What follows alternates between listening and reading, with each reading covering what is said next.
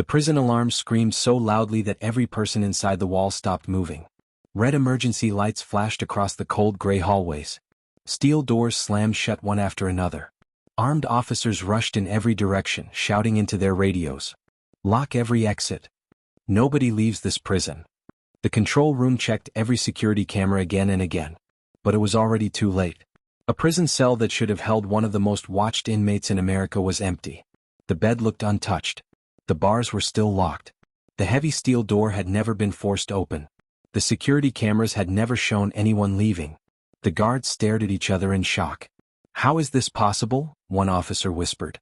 The prison had hundreds of cameras, thick concrete walls, motion sensors, guard towers, and locked gates. No one had escaped from this prison in over 40 years.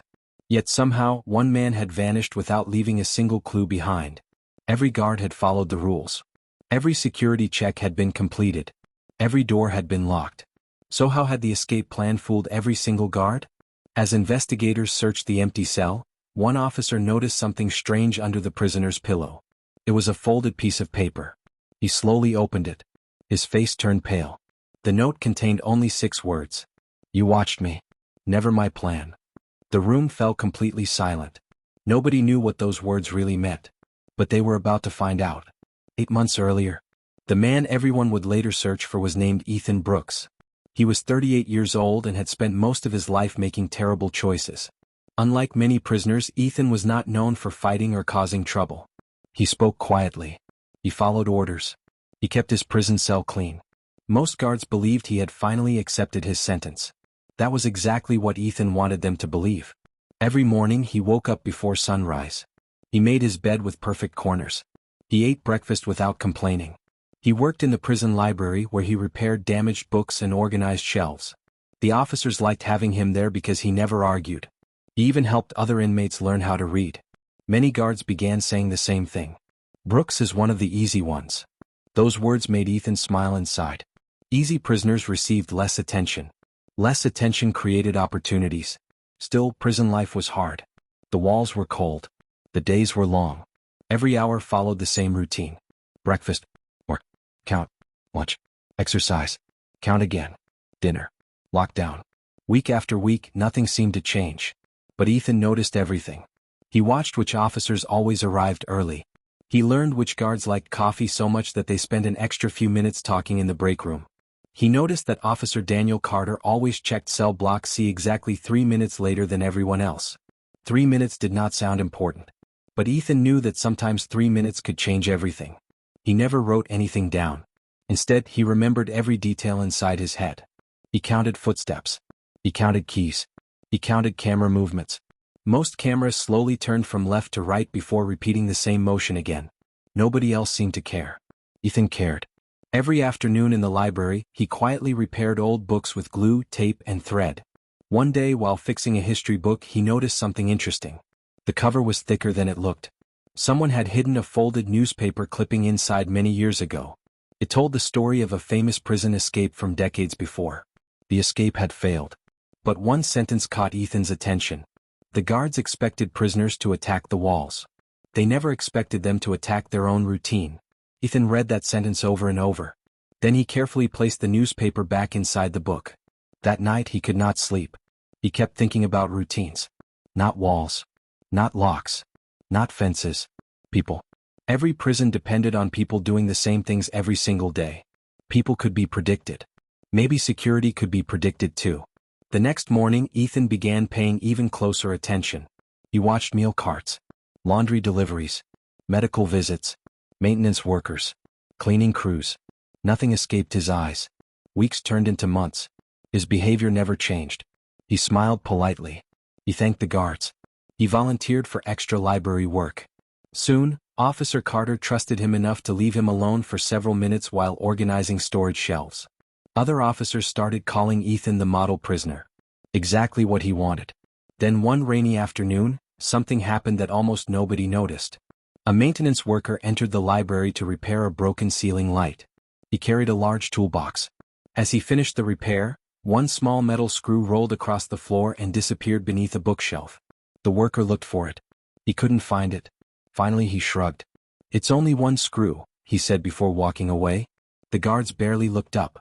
But Ethan had seen exactly where it rolled. He waited until everyone left the library.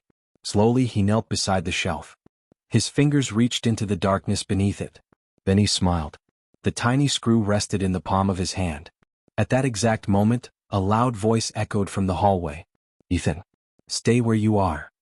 He looked up and saw two officers running toward the library much faster than usual. One of them wasn't looking at him. He was staring at the security monitor outside the room.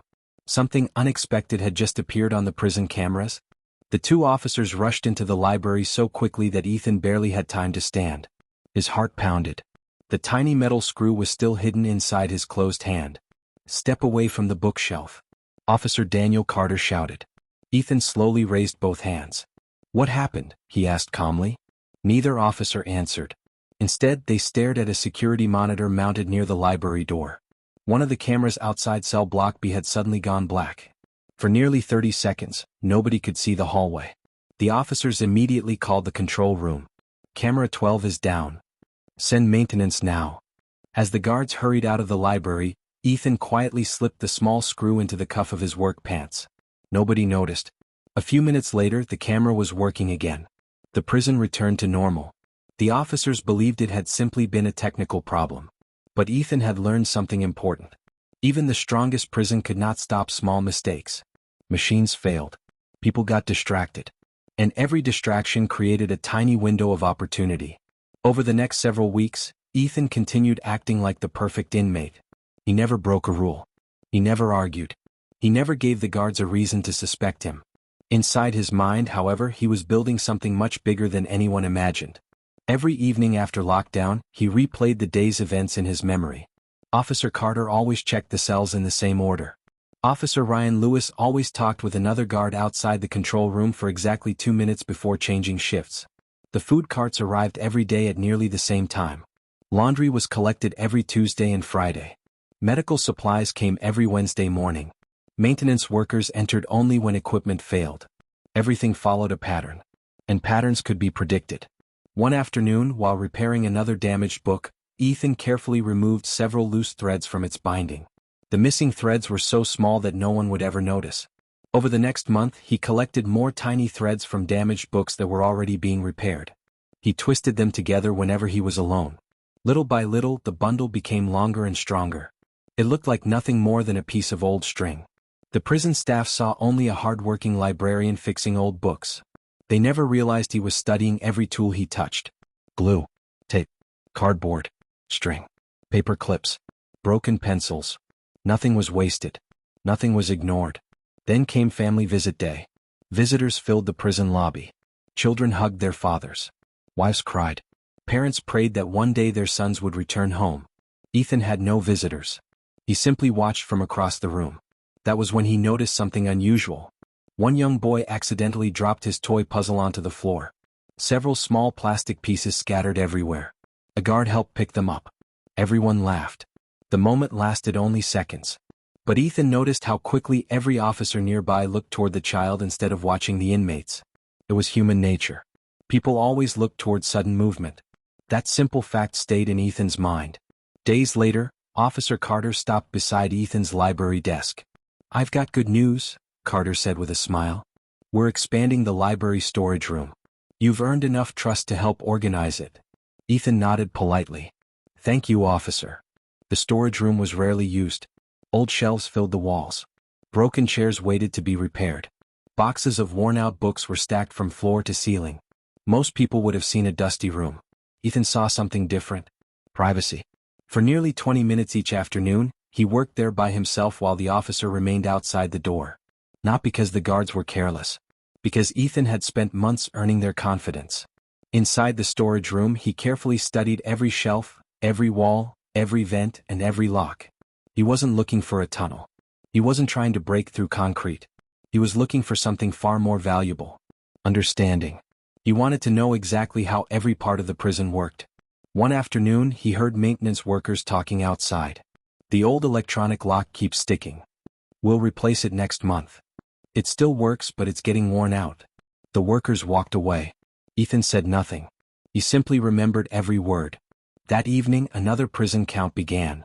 Every inmate stood beside their bed. Every guard checked the list. Everything appeared normal. But Ethan noticed one officer counting too quickly. He skipped one cell by accident. Another guard corrected him before reporting was finished. The mistake lasted only seconds. Still, it proved something. Even trained professionals made errors when they believed everything was under control. Months passed. Winter arrived. Snow covered the prison yard. Holiday decorations appeared in the visitor center. The guards became busier than usual. Many officers worked overtime because several co-workers were on vacation. The routine stayed the same. Only the people changed. Ethan quietly adjusted his own routine. He asked fewer questions. He smiled more often. He even joked with Officer Carter during library hours. "You'd probably organize these books better than I do," Ethan said. Officer Carter laughed. "Maybe after I retire." Neither man knew that this simple friendship would soon become one of the biggest pieces of Ethan's escape plan. Then, one freezing evening, just minutes before final lockdown, the prison lights suddenly flickered. What? Twice. Then the backup generators roared to life. The power had failed. For only 15 seconds. The officers immediately followed emergency procedures. They secured every hallway. They checked every camera. Everything seemed fine. Everyone relaxed. Except Ethan. Because during those 15 seconds, he had seen something no one else had noticed. One security door had failed to lock before the backup power restored it. Only for a brief moment. Only once. But that single mistake confirmed the final piece of the plan that had been growing inside his mind for months. As the prison settled into silence, Ethan looked out through the narrow window of his cell. For the first time since arriving, he quietly whispered to himself, "It's almost time."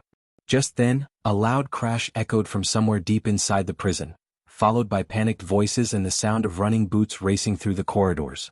The distraction Ethan had been waiting months to see had finally begun. The loud crash shook the prison from one end to the other. Officers sprinted through the hallways, shouting into their radios. "Maintenance tunnel collapse. Medical team move now. Secure the area." For several minutes, nearly every available guard focused on the emergency. The control room followed its training and kept watching the cameras, but many officers who normally watched the housing units had been called away. Ethan stayed exactly where he was. He did not rush. He did not panic. He simply waited. That was the hardest part of his plan. He had spent months learning that the right moment was more important than moving quickly. When the emergency response settled into a routine, Ethan quietly began the final steps of the plan he had built inside his mind. Earlier that week, he had arranged his blanket and pillow so they looked like someone sleeping in the dim light of his cell. During late-night checks, guards often looked through the small window for only a second before moving on. Tonight was no different. Officer Carter glanced through the window. The shape under the blanket looked normal. He marked the cell as checked and continued down the hallway. Ethan, hidden just out of sight inside the small area beside the cell door, waited until the footsteps disappeared. He knew exactly how many seconds would pass before the next guard returned. Months of careful observation had taught him that. Quietly, he slipped into a maintenance passage that workers had briefly opened earlier during repairs. It was never meant for prisoners, but during the emergency, one access panel had been left unsecured while staff rushed to respond to the loud crash. The passage was narrow and dusty. Every step echoed softly. Ethan moved slowly, remembering every turn he had studied from watching maintenance crews over the past several months. His escape did not depend on breaking walls. It depended on understanding routines. After several minutes, he reached a service exit used only by authorized workers. Outside the door, two maintenance employees were arguing about equipment that had been damaged during the emergency. Their attention was completely on the broken machinery. Keeping his head down, Ethan blended in behind a group of workers pushing a large supply cart toward another building. No one expected to see a prisoner there. Everyone assumed anyone walking with the workers belonged there. The plan had fooled every guard because it never relied on force. It relied on ordinary moments that people stopped questioning. As the workers separated, Ethan quietly slipped behind a delivery truck that had been cleared to leave the prison grounds after bringing in replacement equipment. The driver completed his paperwork. The gate officer checked the documents. The truck was waved through. By the time anyone realized Ethan was missing, the vehicle was already miles away from the prison. Nearly 20 minutes later, Officer Carter returned for another count. He looked through the cell window. Something felt wrong. He unlocked the door and pulled back the blanket. The bed was empty. His face turned white. "Code red," he shouted into his radio. "Inmate missing." Within seconds, alarms echoed across the prison. Every gate slammed shut. Searchlights swept across the yard. K-9 teams were deployed. State police and federal investigators joined the search. Roadblocks appeared on nearby highways. Helicopters searched the forests surrounding the prison. But Ethan was gone. Investigators searched his cell from top to bottom. There were no tunnels. No broken bars. No damaged locks. No hidden tools. It looked impossible. Then an investigator found the folded note beneath Ethan's pillow. He read it aloud. "You watched me. Never my plan." The room fell silent. Days later, investigators pieced everything together. Ethan had spent months earning trust instead of breaking rules. He had studied schedules instead of walls. He had watched routines instead of searching for weapons. His escape was not the result of a single mistake. It was the result of many small, ordinary moments that no one thought were important. The prison reviewed every security procedure. Guard schedules were changed. Cell inspections became more detailed. Maintenance access rules were rewritten. Training was updated to remind officers that routine could become a weakness if it was never questioned. Several weeks later, authorities received a tip that led them to a small cabin in another state. Officers surrounded the building before sunrise. After a brief search, they found Ethan hiding inside. He surrendered peacefully without anyone being hurt. He was returned to prison, where he faced additional criminal charges for escaping lawful custody. His months of careful planning had allowed him to fool every guard, but only for a short time.